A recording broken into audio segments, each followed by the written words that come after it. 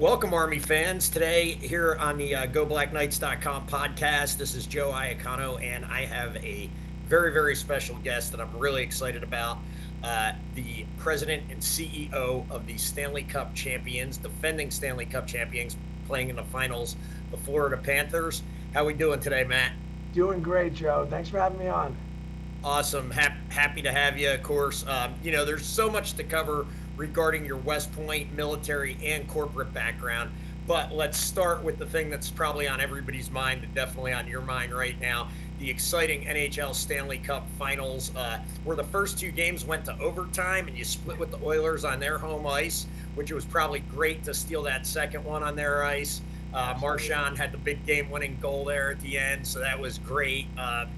Then on Monday night, you guys returned home and just really laid a whipping on the Oilers with a 6-1 win to go ahead 2-1 in the series. Can you talk about how you think the series is going overall, and a little bit about the win on Monday and kind of what changed for the Panthers to allow you guys to dominate Monday night? Yeah, listen, it's been an incredible series. You don't have to hear me say that. All the pundits, media, first time in history where the first two games went into overtime. Um, NHL playoffs are like this in general, but I think especially with these two teams, like things can change on a dime. I mean, you have two highly skilled teams. Um, Edmonton, of course, has Connor McDavid and Leon Draisaitl, two of the best players in the world, and then we have some great talent as well. But we also have a lot of depth. So it's just been incredible back and forth. That game two, many people look at that first period as like one of the best periods they've seen, in the finals in a long time. So it's just been a lot of drama, a lot of goal scoring, a lot of back and forth. Coming home on Monday, I didn't know what to expect. I guess I expected a really tight game given how first two games have gone. Yeah. But our guys were they were flying. The home fans had them fired up. There was a lot of goals, a lot of fights. It was certainly great for Yeah. entertainment perspective. I could have scripted a game. It was awesome. That Man, first period was wild. I yeah, really enjoyed yeah, a lot that. of penalties. But I, Yeah. I suspect that while it was at least the score sheet, was a big blowout on Monday. We have a lot of respect for Edmonton. We know that they're going to regroup and be ready for tomorrow night. So we ain't taking anything for granted. So I think there'll be many more battles going forward. Absolutely. So, Matt, let's talk a little bit about the West Point Florida Panthers connection. Obviously, it starts with your owner and founder, Vinny Viola, class of 77. And then there's you and Bryce Hallweg and Keith Fine. You're 02, they're 08. What do you think makes the West Point connection work for the Panthers? You guys have this really cool story where a lot of your executives are West Point grads, and that's kind Yeah. of unique in the sports world. So, talk a little bit about that. Yeah, yeah. I mean, listen, I remember when I was a cadet, upperclassmen and other cadets would talk about the West Point network. Obviously, we're dedicated to the country and our time in service, but if people decide to leave the military, there's West Pointers, not with free handouts or anything, but they're going to be there for you. There's just built-in trust. It's really such a special place, and I know our cadets and alums hear that all the time. Um, you may not feel like it when you're there sometimes, but I always say West Point's not the best place to be at, but it's a great place to be from. From. Yeah, The older you get, the more excited you are that you went. yeah, yeah, exactly.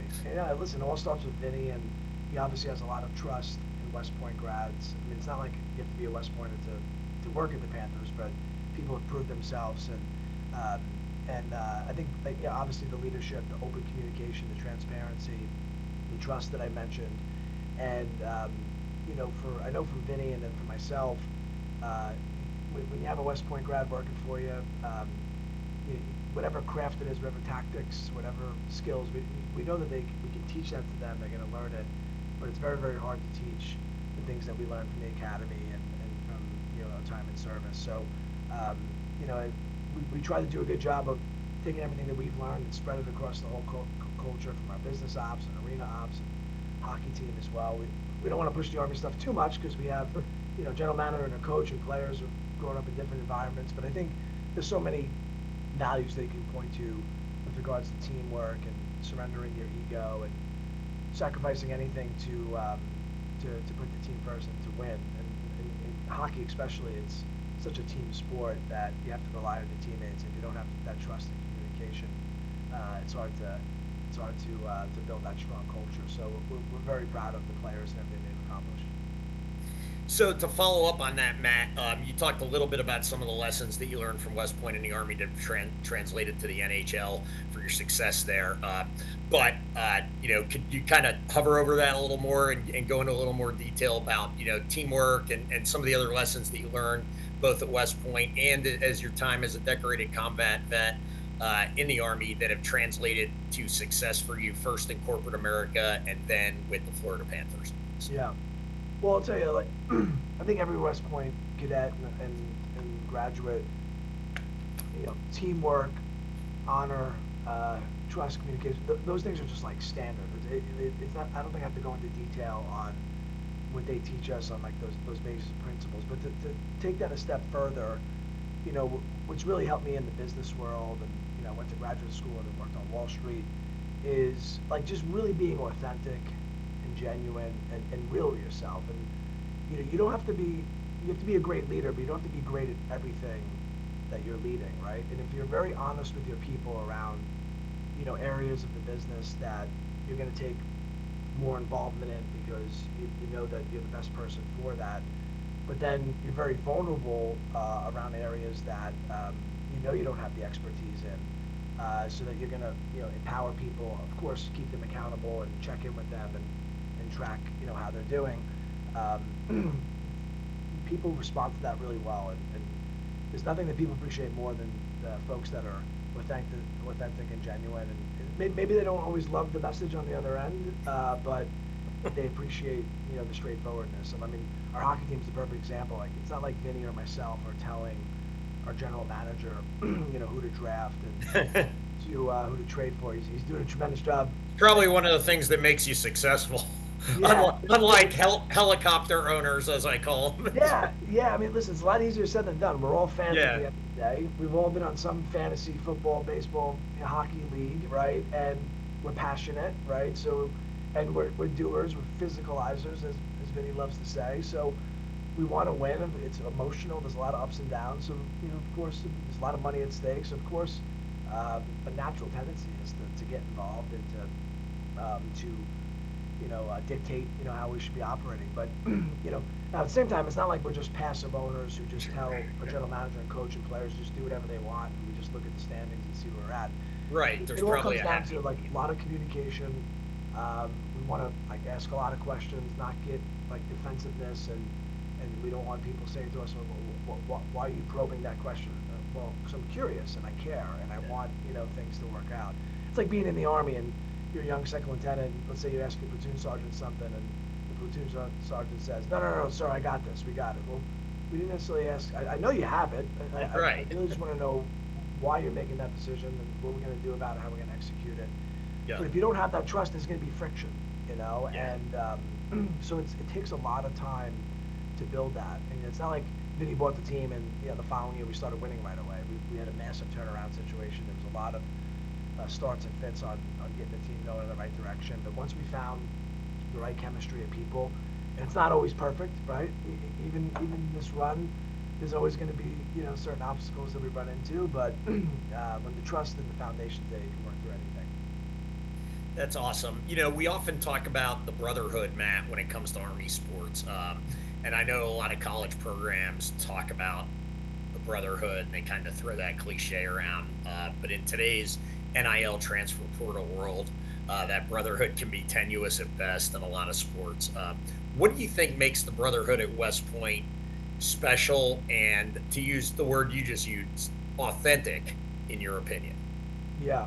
Well, it's a very difficult thing to go through, starting with boot camp and then academics and all the additional duties you have. So it's like anything in life. When you go through a lot of adversity and you go through something very, very challenging, it bands people together. And when we all have that common experience, we know that people have sacrificed a lot to give up their prime partying times from 18 to 22 years old, and then 22 to 27 at least years old, or and once you know that people have sacrificed for West Point and in the country in the Army, um, there's just an incredible brotherhood, as you called it, and bond. And getting into the civilian, the business world, you can't expect everyone to have gone through West Point or go through that shared experience. But we just try to share as many of those best practices as possible. And listen, we go through a lot of adversity with the team, right? Wins and losses, great attendance, poor attendance. You're trying to sell season tickets and sell sponsorships. You have a lot of big sales games. So there's a lot of times people saying no to you. So you go through a lot, and you try to support people in tough times, and make sure that in good times they don't get too complacent or arrogant. And I think that steady hand is really important to creating a great bond. Awesome. And, as we mentioned, the Panthers are defending your Stanley Cup title, second straight season. I always say I don't think people sometimes realize how difficult it is to win in Mm-hmm. anything, but especially professional sports, Yeah. and win in a sustained fashion year over year consistently. What do you attribute the Panthers' success the last couple seasons to? God, so there's a lot to point to here. the and just setting the stage a little bit, it's hard to win in any sport, professional level, right? Everybody in training camp starts off as 32 teams. It's not like people are saying, we just want to be an average team this year. Right. We're okay being bottom quartile. I mean, everyone's has one goal in mind, right? So you have 32, at this point, highly capitalized, passionate, ambitious owners with, their operating teams that they think, they wouldn't be putting them together unless they can win the Stanley Cup. So the competition is fierce. And I think with us is we're very realistic that we can have the best players, the best system, and even in hockey you can play like your best game of the year and still lose because you run into a hot goalie or Yeah. you a couple pucks don't bounce the right way. It's hard to score goals to begin with. So there's a lot of like structural things that you, if you're doing all the inputs and you're doing the process right, you still not, may not get the same the outcome you were looking for. So I think our team knows that we're very clear and simple with what we're trying to do, and as long as the process is in place and people on the ice playing the right way, the business side is conducting themselves the right way, and whether we win or lose, we're always like giving positive or negative. We don't just give positive feedback when we win, right? Even when we Yeah. lose, we're still very, especially if the work ethic is there and people are doing what they're supposed to do. We're very patient because we know how hard it is to eventually get a win. So, like for example, we were just talking about last year and this year, but 3 years ago we went to the Stanley Cup appearance. We lost to Right. Las Vegas. Yeah. Another West Point grad. That was Yeah. really tough. Like get to the top of the mountain and you can't get to the tippy top and get over it. And we had a lot of injuries. We were like a big underdog team throughout the whole playoffs, but we were able to reload in the summer. It's very difficult to lose the Stanley Cup and then get back there. Yeah, Um, that's harder sometimes than yeah, defending. I mean, they always talk about like the teams that lose the Super Bowl, how yeah, like exactly, statistically over the years how poorly they've done the following season typically. exactly. Because I mean, it's kind of common sense. If you win, you just like ride that euphoria. Yeah. Everyone's happy, right? It's just like a positive mental state. If you lose, it's like, wow, we accomplished so much, but we didn't quite get the title. So that like you sit and you stew all summer about that, right? But I credit our guys for hanging in there. We reloaded. We lost a couple of key depth players. We were able to get more players in. Our GM did a great job, and we are able to get back to the Stanley Cup and actually win it last year. And then now to be back against look at Edmonton. They lost last year. Here they are Yeah. at the doorstep again. So it's hard to point to one thing in particular, but I think the persistence to the process and being very clear what you're expecting from your players, and also making sure to give them positive feedback even when you don't win, because the worst thing you want is if people are playing the right way, they're playing really hard, and then they don't get the result, and then they stop working really hard, they stop doing what they're doing, because a lot of it's a volume game, and there's a lot of luck and momentum involved. Makes sense. And Matt, here's the thing I think is maybe most impressive, and you can say the same thing a little bit about what Bill Foley's done with the Vegas Golden Knights out there. When you think of a hockey town, you may think of Canada or Minnesota or Boston. Yeah. South Florida, Fort Lauderdale probably doesn't come to mind, right? So, Right. how have you and the leadership with the Panthers managed to turn South Florida into such fertile grounds for an NHL franchise? Yeah, it's a great question. I mean, listen, winning obviously helps, right? Right. Consistently, we're now in our sixth straight playoffs. Like that type of consistency and deep runs and three Stanley Cup appearances. That's all obvious. So, and that's like the number one factor. But that's I think everyone knows that. Long before the winning, right? When Vinny first bought the team was the worst team in the league, and we were very vocal that we were committed to winning. Vinny was very very transparent about wanting to spend and spend to the cap in a smart way, right? Because with the NHL you have a hard salary cap, so like you don't just like throw a bunch of money at the wall because one or two bad contracts can really ruin your roster. So we were very vocal to the fans, but we also said to them like you gotta have respect for our brand, right? You have to know that we don't know when we're gonna win, right? But we're completely committed to doing it. And we can't control wins and losses, but what we can control is how we treat people, how we invest in the community, how we invest in youth hockey. Vince Viola built a brand new practice facility that we opened to the public, so fans can come in and see the players during their practices. We use those two rinks for the community as well. We do learn to skate, learn to play programs, so the community sees us out there. When in times of crisis or times of need, we're there. The local county owns our building, so anytime that they have to use it, maybe during a hurricane or during some other kind of staging operation they need to do, we open our doors. We're very welcoming because first off, it's the right thing to do. We have the military DNA and we love giving back, but we're also running a for-profit business, right? So we can't just Yep. in the community all the time. And in fact, that early on we were in the community so much, people were like, "This is great, but can you guys focus on winning?" We're like, "No, we are." It's not like we're not taking foot off the gas there. So like I really felt in my heart that we built such a foundation of fans. First off, our fan base was growing. I mean, it's nothing like it is today, but we also touched a lot of people that knew nothing about hockey, but they're like, wow, these folks Hmm. are really good-natured people. They give back. They're visible. We have a Panthers patrol that is at 100 different events every year. From music festivals to local chamber of commerce. We're sending our mascot everywhere. Like, all those touch points add up over time, and then boom, we start winning, and we're all over the news, and we're all over social media, and we're on TV, and Yeah. people are like, wow, I want to go root for those folks, right? Even Yep. though I know nothing about hockey, it seems cool, they're winning, but they also were here for me 4 years ago, when our local nonprofit needed a donation, or they were here during a hurricane helping us out. So that's what's really built like the emotional connection.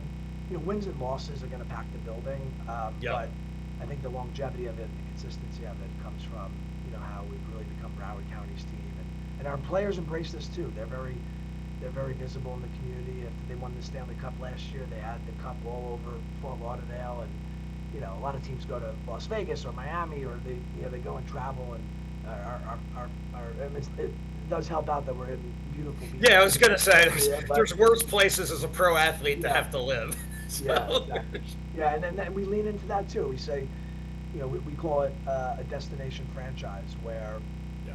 we're now a team that's first class. We have the best team playing, the best hotels, the best food, private jet for our players. So it's a Nice. traditional, first class operation. But you also live in a beautiful place. The lifestyle of it, the hospitality. It's a great service industry. Obviously, beautiful beaches. So those things aren't mutually exclusive. You can have a nice life and then also be very competitive on the ice as well.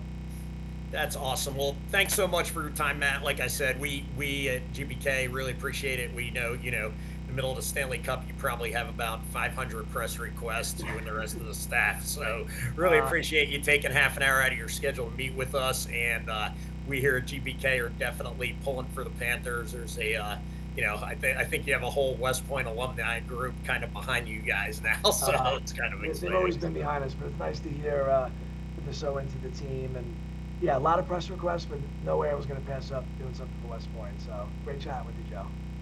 Thanks, Matt. Appreciate it. Go Panthers. Thank you. All right, see you.